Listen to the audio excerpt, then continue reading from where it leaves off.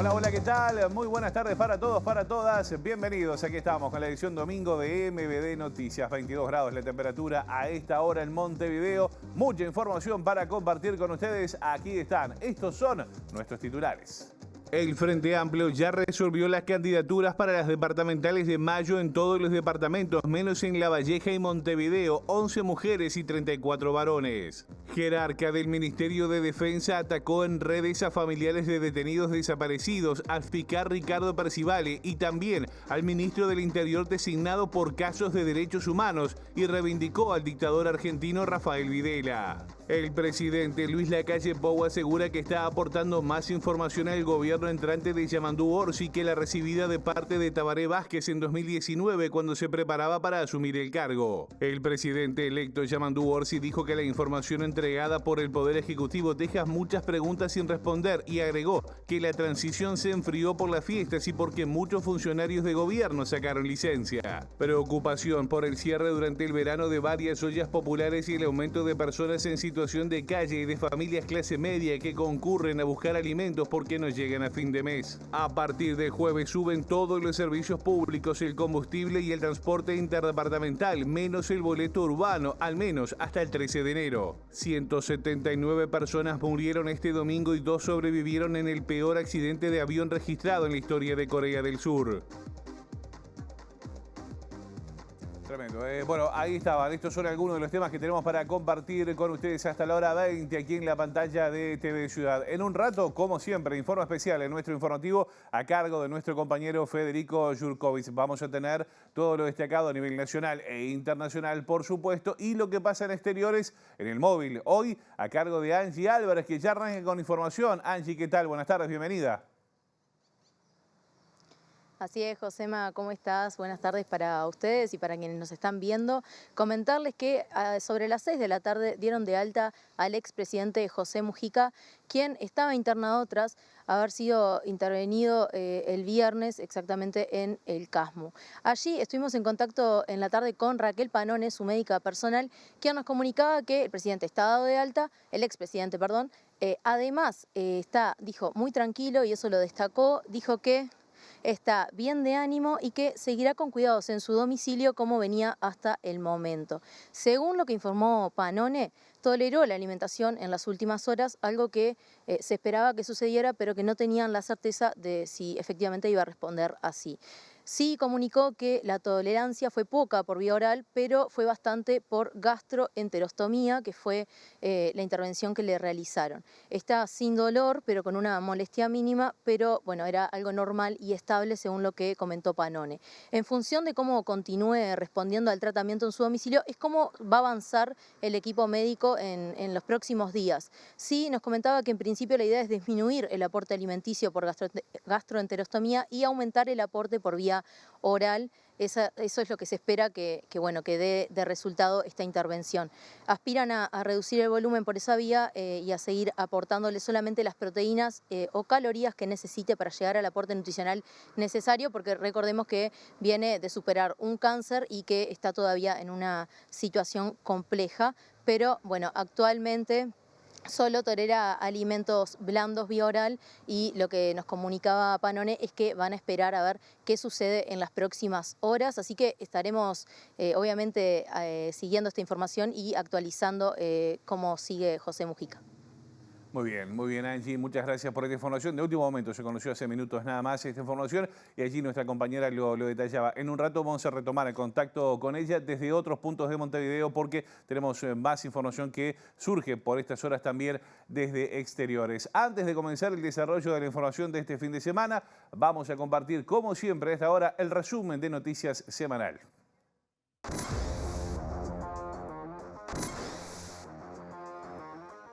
Yo no la recibí directamente, sino a través de un sacerdote que fue el que me arrimó esa información. Es una información que ya tenía unos años y era una información un tanto vaga de un lugar en el interior donde habría enterramientos. Esas informaciones yo las paso a los familiares de desaparecidos y ellos obviamente las tienen que cruzar con otras informaciones para ver si puede ser algo, digamos así, verosímil y si de una información un tanto vaga se puede llegar a algo más concreto. Quisiera decirles en primer término que como el comunicado de vuestra organización espera, me llamaría a silencio. No puedo retractarme, pues conocí lo que dije. Después, expresa que fue un error decirlo en las conversaciones que el escritor Pablo Cohen grabó para hacer su libro y aclara que no leyó el escrito previo a su edición. Debí hacerlo y eliminar lo dicho. Me hago cargo del error y las consecuencias, señala. Además puntualizó que lo dicho estaba en relación con juicios en Buenos Aires. Ciertas presiones y comentarios de víctimas intentó aclarar. Nosotros no actuamos con venganza ni con rencores. 50 años estamos hablando. Yo creo que es un tema que me parece a mí que no da para más, ya está. Las posiciones son ya conocidas de mucho tiempo. El tema habla por sí solo, la respuesta que tuvo en toda la población. Para nosotros, la gente es muy importante para nosotros. Hay una situación de emergencia que hay que atender y definitivamente hay que pensar un nuevo sistema de protección. Eso no me cabe ninguna duda, ninguna duda. Pero hay situaciones de emergencia. Yo lo denuncié en la interpelación. No es una cuestión de recursos o de problemas estructurales que las puertas de los dormitorios del hogar femenino de Rivera no existan. Eso no es un problema estructural. Hay que poner las puertas. El hecho de que en el centro de breve estadía de varones haya un cajón común para la ropa interior tampoco es un problema estructural. Es un problema de cómo organizo la intimidad y la vida de los gurises. No estoy conforme con la situación de la limpieza en Montevideo. Tenemos dificultades en algunas áreas, hemos avanzado en otras. Evidentemente acá tenemos que trabajar con aquellos elementos que intervienen en el resultado que estamos buscando.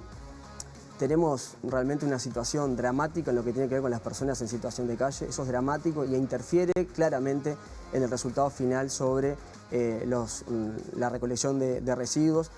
Creo que hemos subestimado mucho ese fenómeno desde la Intendencia de Montevideo. Ahí te marco el primer error.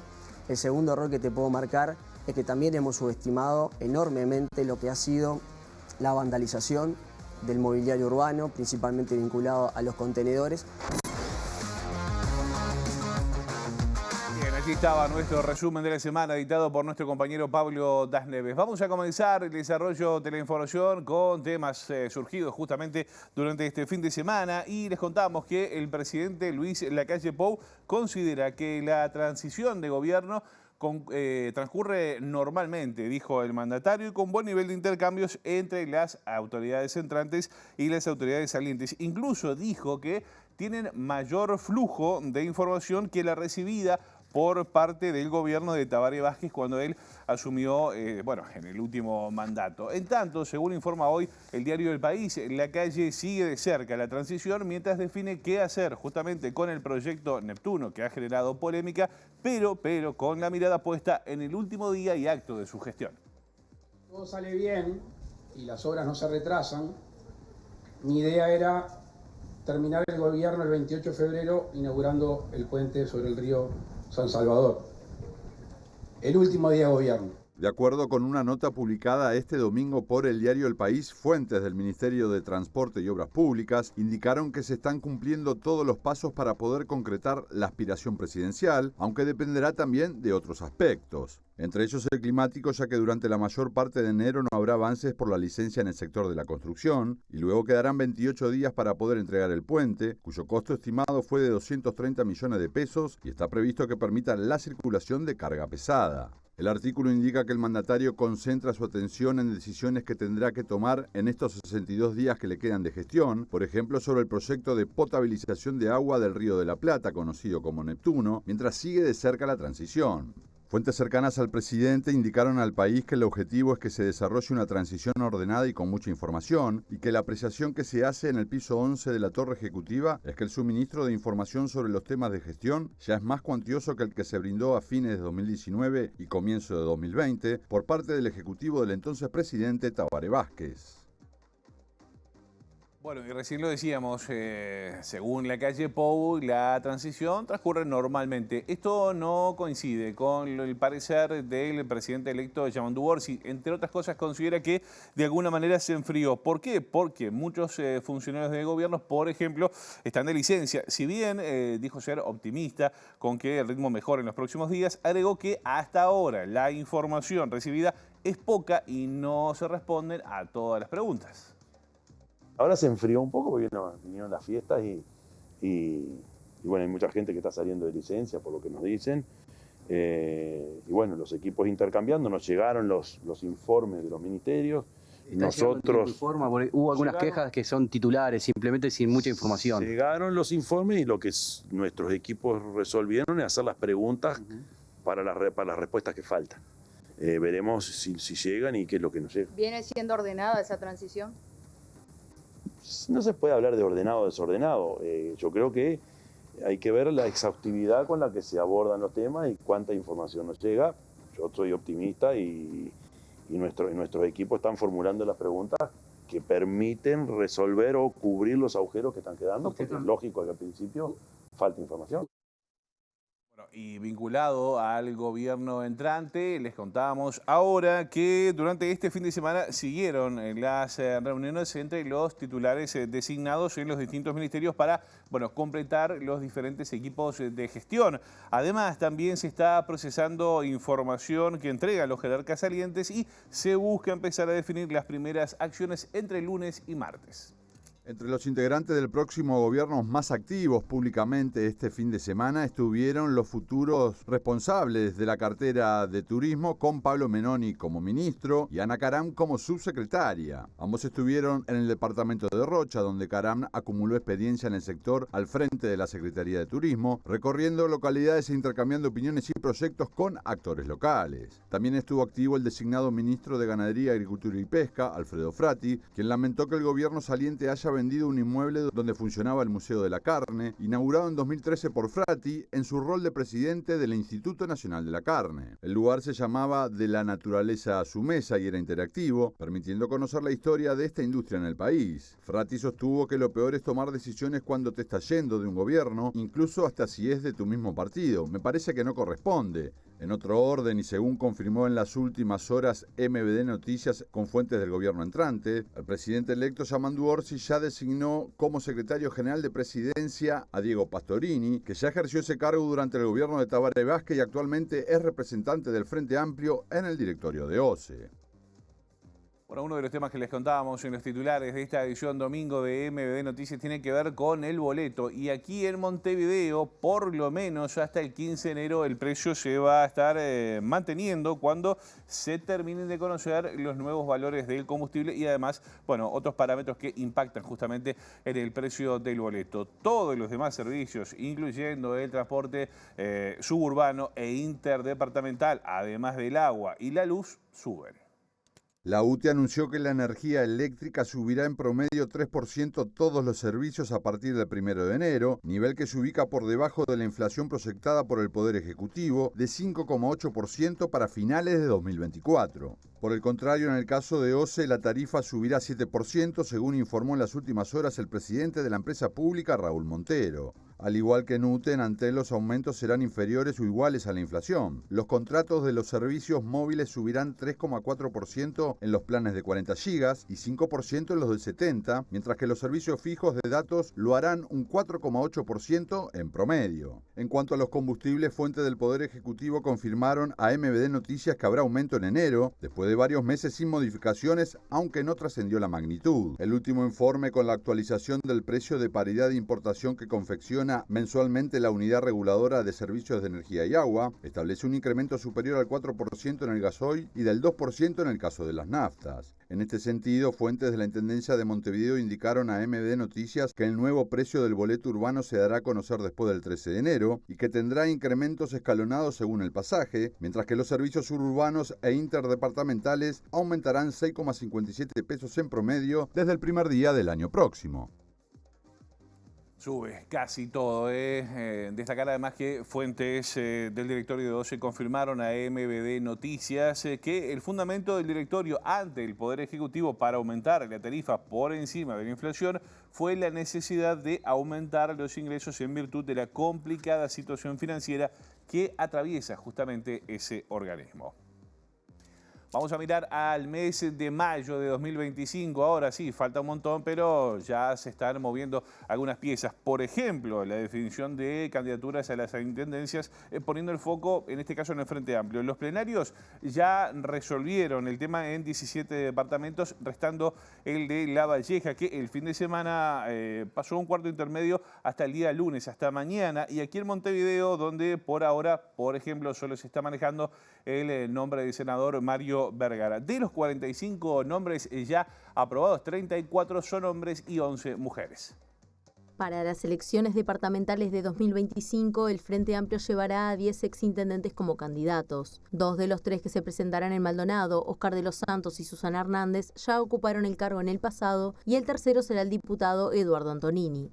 En total son 5 los diputados que serán candidatos. En Artigas lo hará Nicolás Lorenzo y en Colonia Nicolás Viera, ambos del sector 609, mientras que en Salto Álvaro Lima del Encuentro Federal Artiguista intentará continuar con el legado de su hermano, el actual intendente Andrés Lima. Además, otros 2 diputados suplentes probarán suerte en las urnas en mayo: Gustavo Guerrero en Tacuarembó y Lisette Ruiz en Cerro Largo.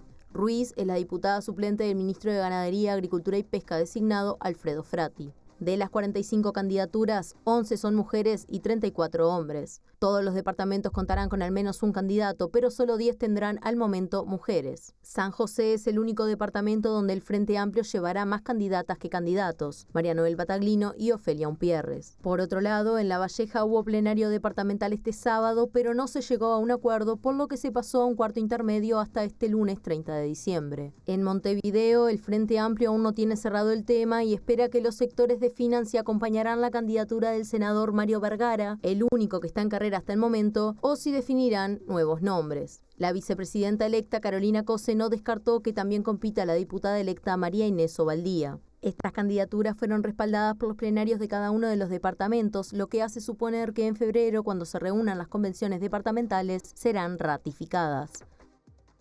Bueno, muy bien, vamos a cambiar de tema. Ahora les contamos que el directorio de la URSEC aprobó un borrador de decreto para reglamentar la nueva ley de medios. En ese marco, el director opositor en el organismo, estamos hablando de Pablo Siris, dijo a MBD Noticias que fue redactado de forma express, sin análisis ni tampoco diálogo con las autoridades designadas del gobierno entrante.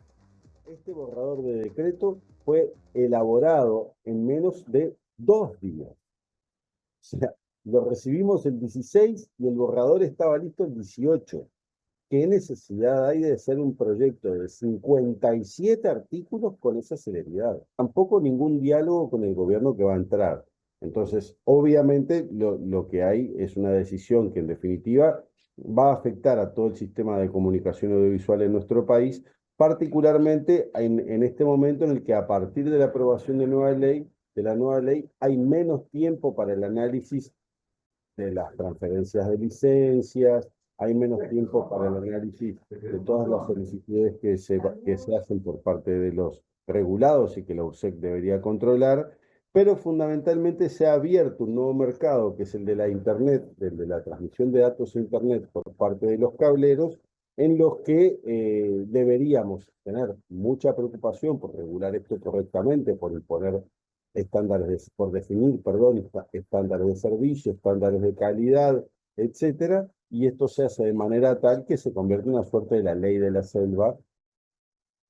Vamos a ver qué pasa con este tema. Ahora cambiamos de asunto. Vamos a hablar de ollas populares, un tema que de alguna manera ha marcado la transición de gobierno y también los últimos 5 años en nuestro país. En la Ciudad Vieja, les contamos, funciona la olla popular Cala, que cada sábado asiste a unas 30 familias. Ayer, en la última entrega del año, nuestra compañera Angie Álvarez estuvo en el local donde Lucía Griela, integrante del colectivo, explicó que, a diferencia de otras ollas, Cala seguirá abierta durante el verano y destacó que las personas en situación de calle y de consumo de drogas se ha acentuado en el último tiempo. También dijo que se está empezando a ver familias que concurren a la olla porque con sus ingresos no están llegando a fin de mes. Al día de hoy estamos entregando entre 100 y 120 porciones, eso equivale más o menos a unas 30 familias que asistimos por sábado. Nuestra olla es la que asiste en este momento a menos personas, sé por mis compañeros que las otras ollas incluso muchas duplican o triplican la cantidad de gente que asiste, la cantidad de porciones, salen más veces a la semana, 2, 3 veces las ollas y los merenderos también. Lo que es verduras, lo recibimos a través de la UAM, verduras y frutas. Después contamos con el plan ABC de la Intendencia que nos aportan insumos secos quincenalmente o mensualmente para poder justamente hacer la preparación de lo que vayamos a cocinar, que generalmente es guiso, porque bueno, verduras, arroz, lentejas es lo que más tenemos y es la comida también que llena. Esta olla asiste a muchas personas que están en situación de calle también, eso es algo que me gusta siempre aclarar.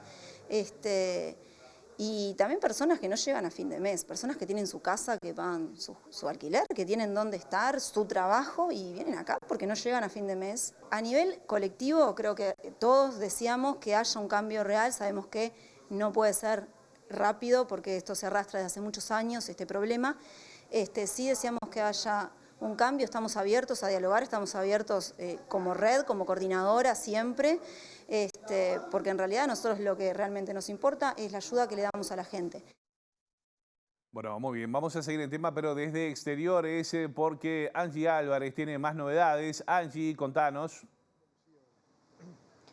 Exacto, Josema, escuchábamos recién a Lucía Griela de la olla popular Cala, con quien conversamos ayer, y quien nos decía que, bueno, esperan con este cambio de administración, por ahí un cambio también en la forma de vinculación. Estamos con Esteban Corrales, vocero de la Coordinadora Popular y Solidaria, pero también integrante de la olla popular Palermo, quien nos comentaba fuera de aire recién, Esteban, tuvieron una reunión con Gonzalo Sibila, quien es ministro designado por Yamandú Orsi para el Ministerio de Desarrollo Social. Contanos cómo se desarrolló esa reunión. Sí, la reunión fue con la Coordinadora Popular y Solidaria en el plenario hace unos días y como ha trascendido fue como una reunión a pedido de las autoridades para plantearnos un nuevo tipo de relacionamiento con el Ministerio que pase más por el respeto y el diálogo y cambie de esa manera la forma en la que nos relacionábamos con las actuales autoridades que son las salientes, ¿no? Y en ese marco planteamos cuál es nuestro trabajo. Hoy por hoy la coordinadora está en un proceso de discusión interna para redefinir lo que pasa en los barrios con los colectivos que sacan las ollas y que ya empiezan a transitar por otro tipo de trabajo, ¿no? A nivel comunitario, barrial. Hay emprendimientos que tienen que ver con el trabajo, la cultura, la educación, cosas que vienen muchas veces a partir de una evolución de lo que fueron colectivos de olla y que bueno, nos hacen pensar también en otros horizontes. Y bueno, en esas discusiones estamos, hemos trabajado de esa manera administrando los fondos A por Más de la Intendencia, que es una experiencia que nosotros valoramos positiva y que se dio incluso a través del diálogo, en el sentido de que tras la primera edición de esos fondos nosotros hicimos nuestros planteos de cosas que nos parecía que había que rearticular, reformular, ¿no? Y el diálogo fue fructífero y hoy por hoy es una herramienta válida. Y después, de la misma manera, bueno, hay el tema de fondo que siempre planteamos, y bueno, el conjunto de situaciones y derechos vulnerados que hacen a que existan las ollas populares es el fondo de la cuestión, porque las ollas populares todos decimos si estamos de acuerdo, y en esa reunión se puso arriba de la mesa, las ollas no tendrían que existir. Bueno, pero entonces hay que solucionar un montón de cosas que tienen que ver con un conjunto de derechos vulnerados, no solamente de la alimentación, de cuál parte, ¿no? La vivienda, la educación, la salud, el trabajo. Y bueno, encontramos como una buena disposición, o sea, la reunión estuvo buena. En ese aspecto ustedes me comentabas que plantearon un primer puntapié, un proyecto que tienen votado en el Congreso Popular del Pueblo con respecto a los comedores en las escuelas y en los jardines. Sí, en el Congreso del Pueblo nosotros elaboramos, entre otras propuestas, una que para nosotros quedó en primer lugar, que fue la propuesta es, y la fundamentamos, está ahí en nuestra intervención en el Congreso, y que quedó como algo nuestro, como te decía, que es que la alimentación esté garantida en todos los niveles de la educación pública. Porque bueno, nosotros hemos visto que bueno, las infancias y los jóvenes son los grupos más vulnerados en esto de la inseguridad alimentaria, y bueno, es en la educación pública donde encontramos a estos grupos, a los jóvenes, a los niños, y entonces el planteamiento nuestro fue hacer como una especie de shock, una política pública de shock, en el sentido de que la alimentación esté garantida en todas las instituciones, en todos los niveles de la educación pública, de educación inicial hasta bachillerato y en todos los sistemas. ¿Para qué? Para que la institución, bueno, las instituciones se hagan cargo de ese aspecto, que es importante. Si uno habla con gente del ámbito educativo, es permanente, por ejemplo, cómo el tema de la alimentación influye en la deserción escolar, en el pasaje de la escuela al liceo, ¿no? Muchos jóvenes que tienen garantizada la alimentación cuando están en sexto año de escuela, vos pasás al liceo, ahora tiene otro nombre, creo que es séptimo, pero eso desaparece, y nos contaban profesoras y profesores que era una de las explicaciones de la deserción en el nivel secundario. Entonces son cosas que hay que solucionar, y bueno, nosotros lo vimos que no es ir a todos los derechos de manera de fondo, pero sí es tomar un lugar clave como la educación pública, ¿no? Y elaborar una política pública que obviamente va a tener un impacto inmediato, o sea, se va a traducir en algo positivo muy rápidamente. Bueno, eso es una de las propuestas, y se la pusimos al futuro ministro arriba de la mesa. También teníamos otras propuestas que son de apoyo a estos emprendimientos, ya sean productivos o de carácter social comunitario, que poco a poco hemos venido desarrollando. Y en el marco de diálogo y de respeto y de reconocimiento, creo que esto va a ser algo positivo para todo el mundo. Sobre todo cuando a nosotros nos planteaba el futuro ministro, que la idea de ellos es tener una política pública de anclaje en los territorios, basándose mucho en el saber que los distintos colectivos que estamos en el territorio hemos recogido en todos estos años. Y eso nos parece que es algo positivo, que habla también de una concepción de la política pública más que toma elementos de la educación popular y de un ida y vuelta, y que va a estar bueno si se hace de esa manera. Y en ese sentido, ustedes me comentabas que van a ser 5 años que están llevando adelante la olla. ¿Cómo han visto que evoluciona este fenómeno? ¿Cada vez es más la gente que se arrima, cada vez es menos? ¿Cómo lo han notado en este periodo de tiempo?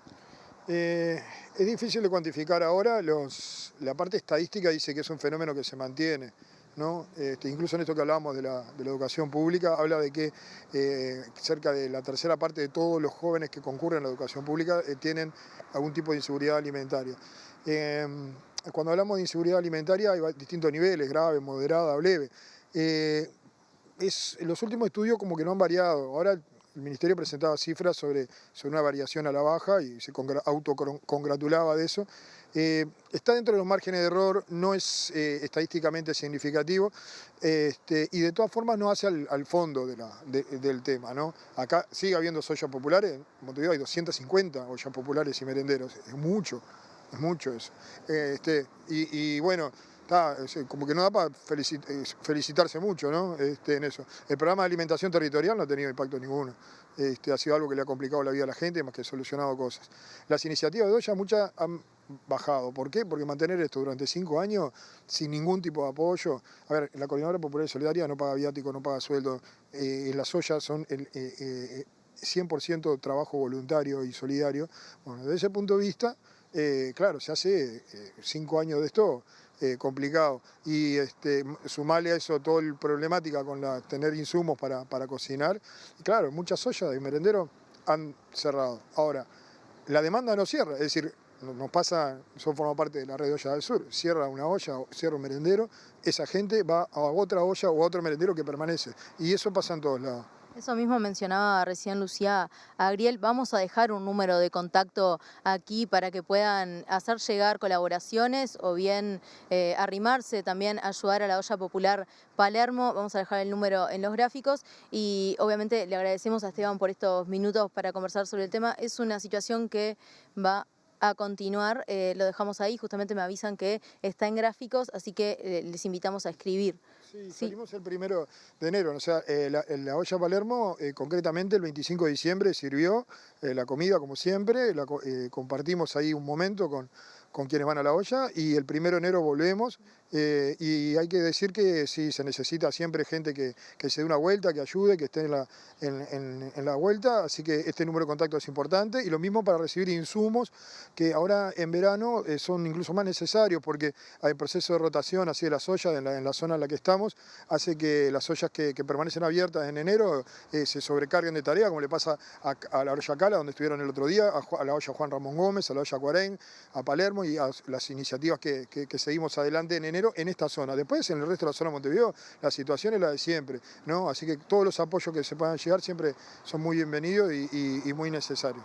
Extendemos entonces esa invitación a colaborar y bueno, le agradecemos a Esteban también por estos minutos. Volvemos con José Mapiso. Bueno, muy bien, Angie, muchas gracias a vos, al equipo y obviamente a nuestro entrevistado. Reiteramos el número de teléfono para colaborar con la Olla Popular Palermo, 092-704-294. Allí todo, bueno, como decía Esteban Corrales, todo viene bien para poder dar una mano, incluso manos para poder ayudar también, sobre todo ahora en el mes de enero cuando también escasean, ¿no? Así las cosas. Bueno, gracias Angie. En un rato vamos a retomar contacto. Hoy vamos a tener tercer móvil con Angie Álvarez en un ratito nada más y ahí ven en pantalla entonces el número para colaborar con la Olla Palermo, 092-704-294.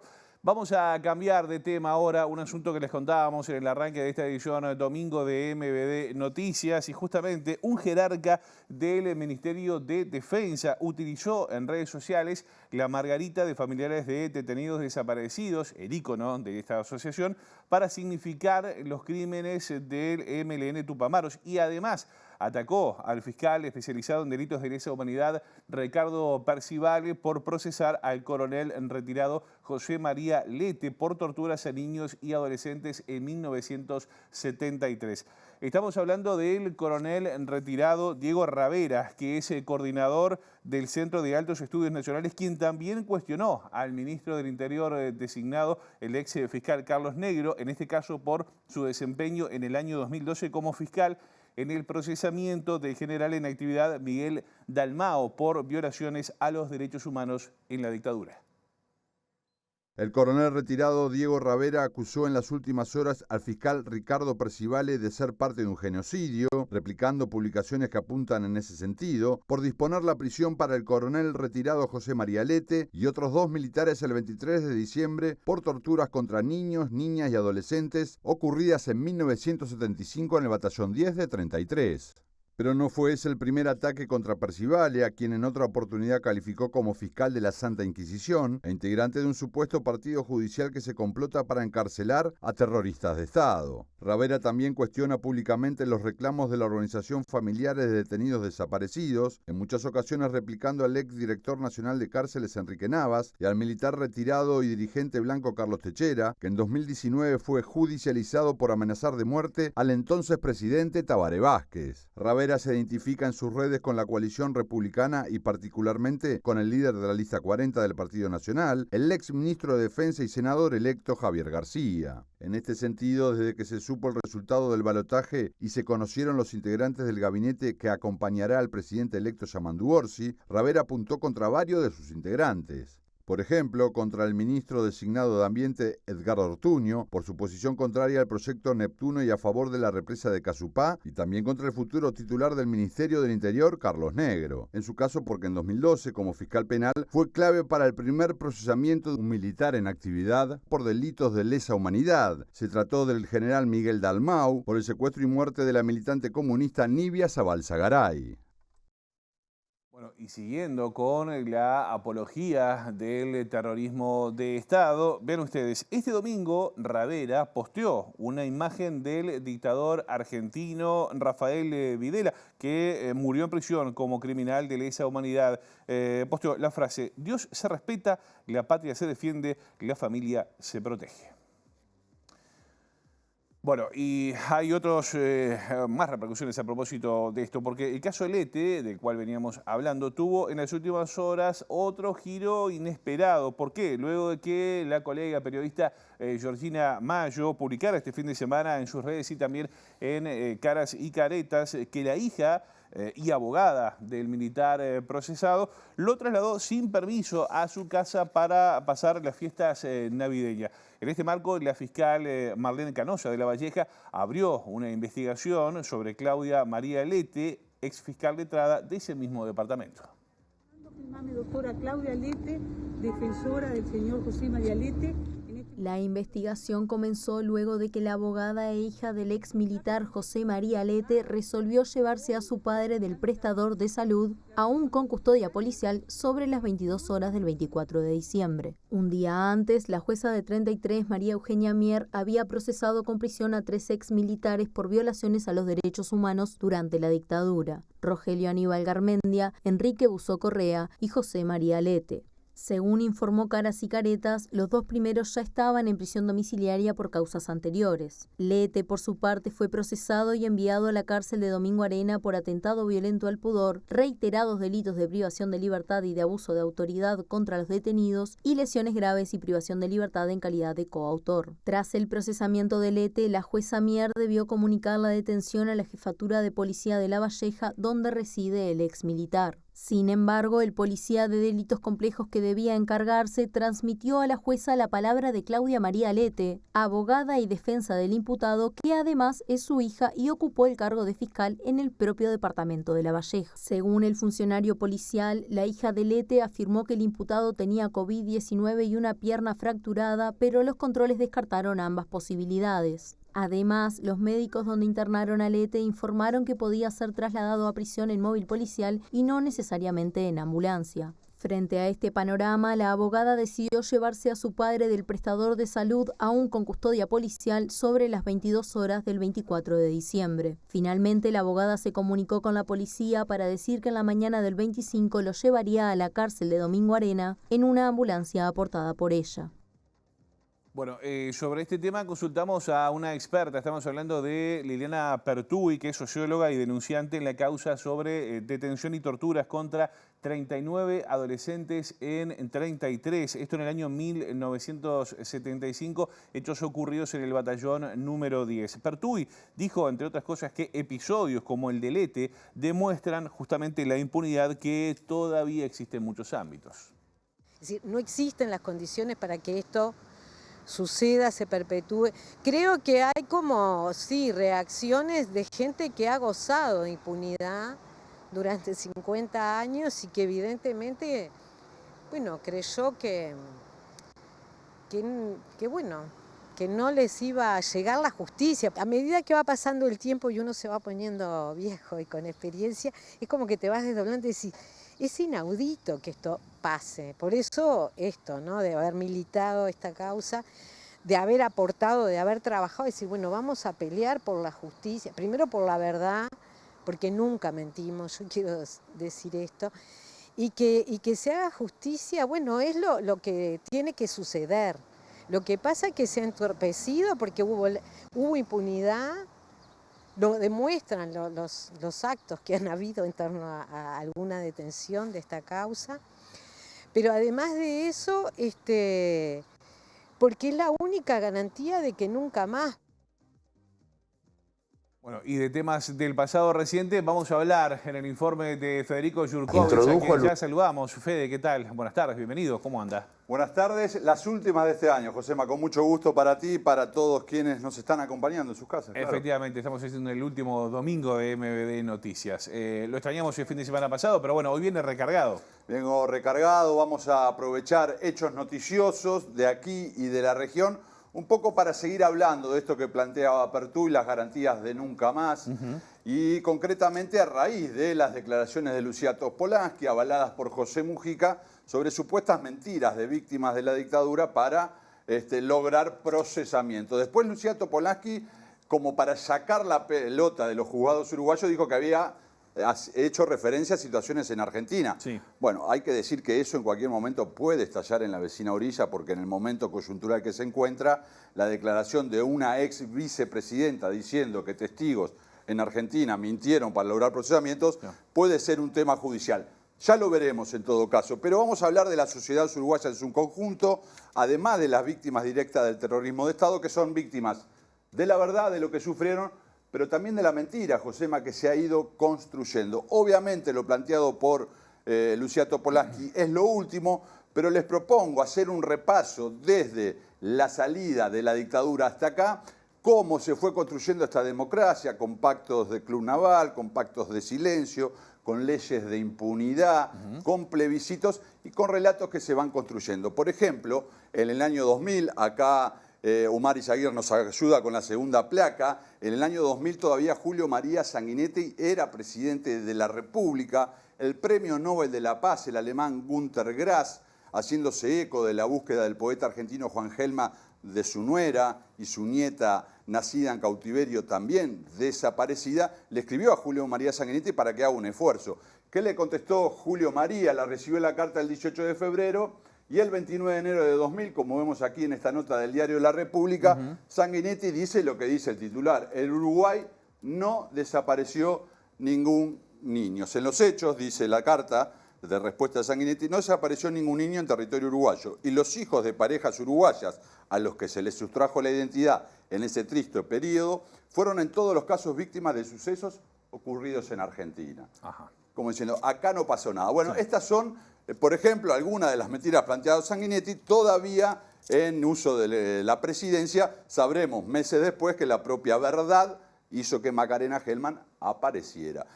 En 2009, con Mujica electo presidente, el expresidente Luis Alberto Lacalle Herrera fue a la mesa de Mirta Legrand y, por ejemplo, dijo esto. Introdujo al Uruguay en algo que era totalmente absurdo. El Uruguay era el país más libre, más democrático, había gobiernos constitucionales, se podía votar a lo que se quería, leer lo que se quería. Y ese grupo de muchachos se intoxicaron con lo de la Revolución Cubana y quisieron hacer del Uruguay un país que no era, donde no había nadie perseguido social, ni étnicamente, ni campesinos oprimidos, ni indígenas maltratados. Bueno, y al final lograron traer la dictadura, que fue la reacción. Una dictadura muy fuerte. Pero empezó por haber intentado derrocar al gobierno democrático. ¿Quién era? Goyo Álvarez, ¿no era? Gregorio Álvarez, ¿no era? La dictadura sí, Bordaberry fue el primero, pero digo, en el 63... ¿El hijo es candidato, el hijo de Bordaberry es candidato? Pedro es candidato. Pedro es candidato. No, que me ibas a decir algo. Que no, que la primera causa es el que intenta derrocar las instituciones. Después las instituciones responden, con el ejército se triunfa sobre la subversión. Increíblemente mueren más soldados que subversivos, murieron más soldados y policías que integrantes de la subversión. En el Uruguay hay media docena de desaparecidos o una docena de desaparecidos.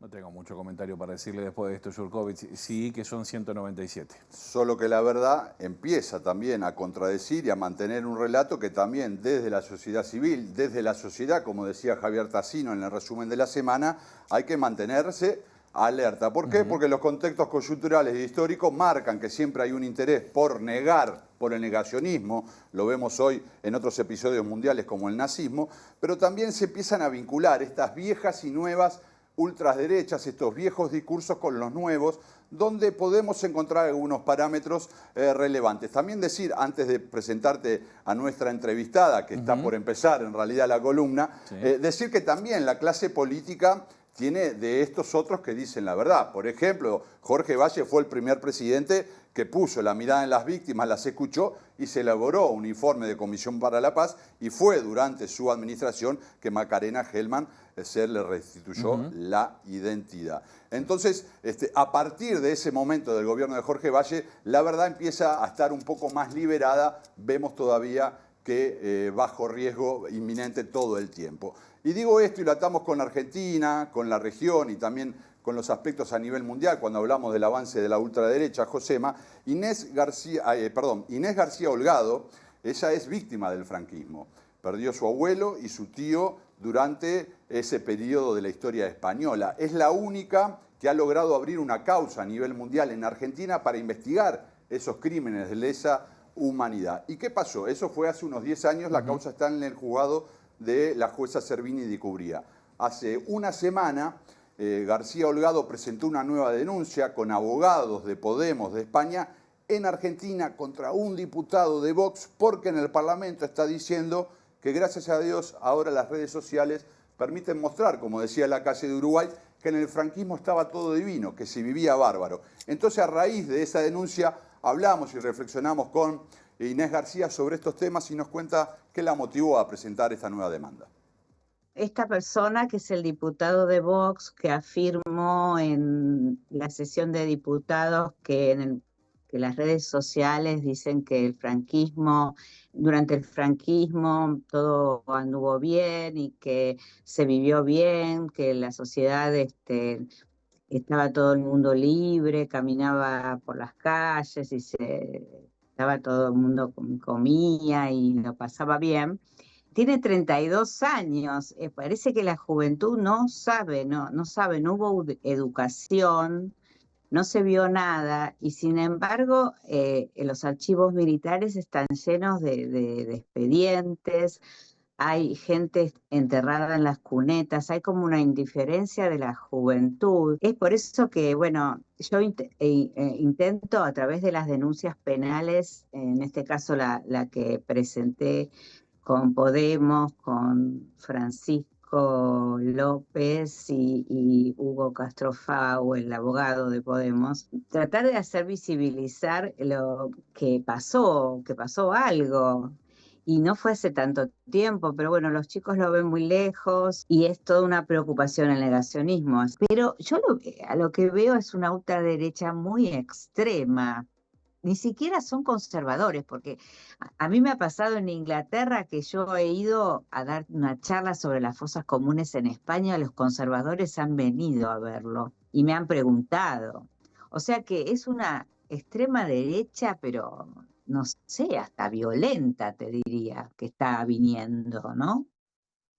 Y es un combo complejo, la indiferencia de las nuevas generaciones y de alguna manera autoridades que apelan al negacionismo, allí es un cóctel medio complicado. Y cómo estos personajes de ultraderecha están vaciando algunos lugares de la derecha, esta dialoguista, como decía Inés, donde si bien hay posiciones diferentes, se puede dialogar y hay una base de valores, si se quiere, que se respetan. Le pregunté a Inés García, evidentemente, qué siente cuando un diputado de Podemos dice estas cosas como víctima y también cuando escuchamos a una Lucía Topolansky comentar las cosas que comentó o estas otras que hemos estado compartiendo. ¿Qué siente una víctima cuando lo escucha?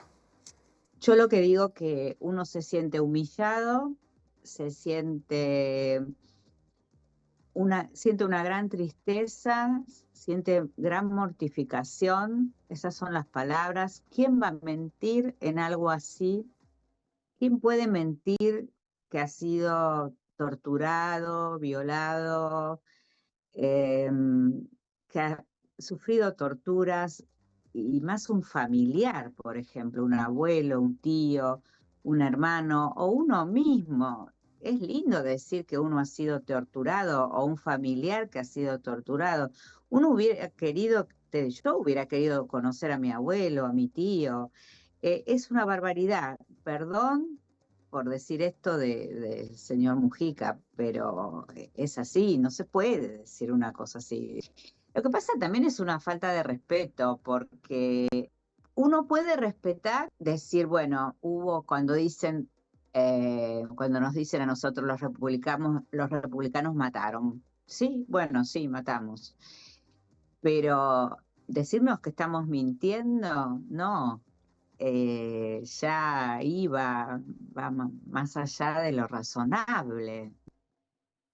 Es una falta de respeto, concuerdo totalmente. O también cuando se inventan cuestiones como que, no sé, los familiares cobran pensiones o están en Suiza o alguna otra cosa que se dice por allí, es realmente preocupante, Fede. Exactamente, y todo este cuadro, para atarlo con lo de Ravera que tú planteabas, Josema, habilita este tipo de cosas y que la hija de un procesado vaya y lo saque y no pase nada, Josema, porque hasta ahora no ha pasado absolutamente nada. Cierro diciéndote que a principios de enero en Argentina habrá novedades si se da curso o no a esta denuncia presentada por Inés García. Traeremos las noticias, nos encontraremos el año que viene, Josema, y nunca más. La seguimos el año que viene, Fede, querido. Muchas gracias. Nosotros ahora hacemos una pausa muy breve y ya seguimos con más MBD Noticias.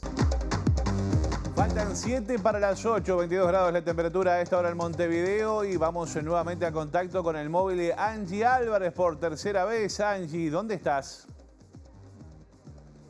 Josema, me estoy moviendo por la ciudad y terminé en el Teatro de Verano. Y si verán acá lo bien acompañada que estoy, espectacular. Pero vamos a hablar con el responsable de toda esta movida, que es Dante Marcelo Ascorreta, quien es director de Parodistas Woncas y que está aquí con nosotros. Dante, contanos un poco qué es toda esta movida que se está generando en el Teatro de Verano. Bueno, buenas tardes para todos, muchas gracias por venir.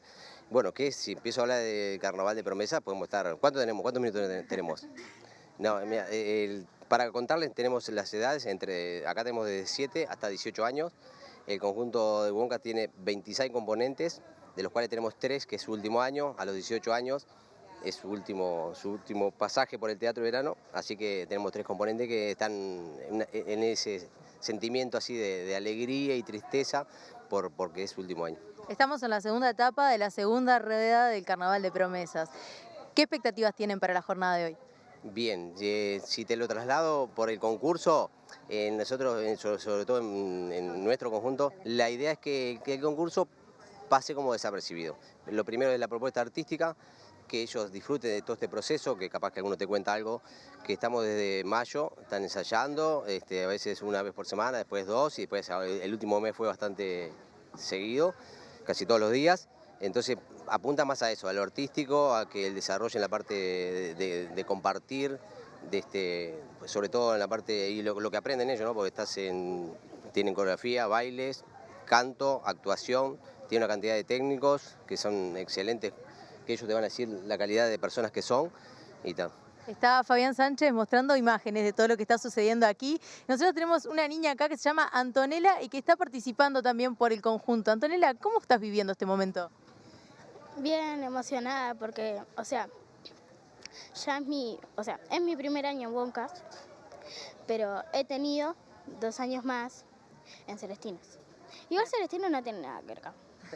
Pero ¿qué es lo que más te gusta de estar acá presentándote en el Teatro de Verano? Me encanta. Me encanta. ¿Y el resto qué opina? ¿Qué les gusta de esta propuesta? Están preciosos pintados, no sé si nos están pudiendo ver. ¿Quién nos quiere contar?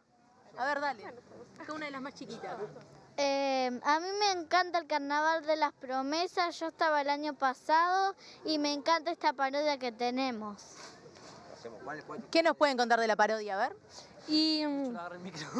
A ver, contame. Se trata de un panda que vende fideos con su padre y están los 5 furiosos que entrenan con el maestro Shifu, que está atrás mío, y con el maestro Ubi, que también es una tortuga que está atrás del otro lado. Y está acá del otro lado. ¿Y quién tiene 18 años y se está por ir el día de hoy? Ay, se emociona porque no se quiere ir. ¿Cómo estás viviendo estas últimas participaciones en el Carnaval de las Promesas? Y la verdad con mucha emoción y con muchas ganas de llorar porque me despido de esta cosa increíble que jamás voy a poder volver a estar por el límite de edad. ¿Pero planificás seguir? Y me encantaría, la verdad. Bueno, entonces tenemos un montón de sensaciones encontradas acá, pero yo quiero que vean el maquillaje hermoso que llevan todos ustedes. Disfruten el día de hoy y brillen, que están hermosísimos. Yo estoy en la mitad de la edad. En la mitad de la edad. ¿Cuánto te queda? Me quedan 4 años. Sí, me quedan 4 años porque cumplo en febrero, entonces puedo subir a la segunda rueda.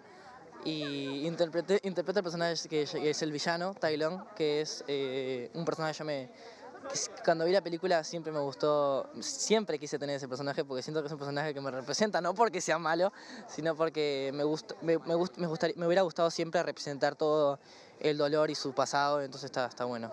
Bueno, el día de hoy se van a estar presentando, les voy a contar, bueno, les vamos a dejar acá abajo. Hoy se va a estar presentando parodistas Wonkas, humoristas herederos, revista Forever Kids y murga mano a mano. Todo esto arranca 20:30, así que los invitamos a pasarse por el Teatro de Verano a ver estas hermosuras, con lo hermosos que están, y con estas imágenes volvemos con ustedes a piso, Josema. Muy bien, Angie, muy bien. Bueno, cuánto color, cuánta alegría allí. Que les vaya muy bien esta noche allí en el Teatro de Verano a partir de las 20:30 horas. Carnavate y las promesas en el Templo de Momo. Qué linda fiesta por allí. Gracias a Angie, al equipo y a nuestros entrevistados. Nosotros estamos prácticamente en el final. Vamos a repasar el pronóstico del tiempo que dice Inumet. ¿Cómo va a arrancar la semana? Mire lo que es la bahía de Montevideo a esta hora con ese atardecer precioso. Dice Inumet que para mañana, el lunes 30 de diciembre, el cielo estará algo nuboso y nuboso con periodos de cubierto, mínima de 13 grados, máxima de 26. Allí lo ven también para el martes 31, ya termina el año. La mínima será de 16 y la máxima de 30, cielo nuboso y algo nuboso. Y nosotros hasta acá llegamos con la edición domingo de MBD Noticias. La información vuelve a nuestra pantalla mañana bien tempranito, a partir de la hora 8 con Pilar Teijeiro. A las 13 nos volvemos a encontrar con la edición mediodía y a las 18:55 allí Martín Rodríguez y Julieta Núñez Tomás estarán con la edición central. Nos vamos, los dejamos con los principales titulares de la jornada y quédese en la pantalla de TV Ciudad porque ya arranca todo carnaval la previa. Que pasen bien. Ya resolvió las candidaturas para las departamentales de mayo en todos los departamentos, menos en La Valleja y Montevideo, 11 mujeres y 34 varones. Jerarca del Ministerio de Defensa atacó en redes a familiares de detenidos desaparecidos, al fiscal Ricardo Percivale y también al ministro del Interior designado por casos de derechos humanos y reivindicó al dictador argentino Rafael Videla. El presidente Luis Lacalle Pou asegura que está aportando más información al gobierno entrante de Yamandú Orsi que la recibida de parte de Tabaré Vázquez en 2019 cuando se preparaba para asumir el cargo. El presidente electo Yamandú Orsi dijo que la información entregada por el Poder Ejecutivo deja muchas preguntas sin responder y agregó que la transición se enfrió por las fiestas y porque muchos funcionarios de gobierno sacaron licencia. Preocupación por el cierre durante el verano de varias ollas populares y el aumento de personas en situación de calle y de familias clase media que concurren a buscar alimentos porque no llegan a fin de mes. A partir del jueves suben todos los servicios públicos, el combustible y el transporte interdepartamental, menos el boleto urbano, al menos hasta el 13 de enero. 179 personas murieron este domingo y 2 sobrevivieron en el peor accidente de avión registrado en la historia de Corea del Sur.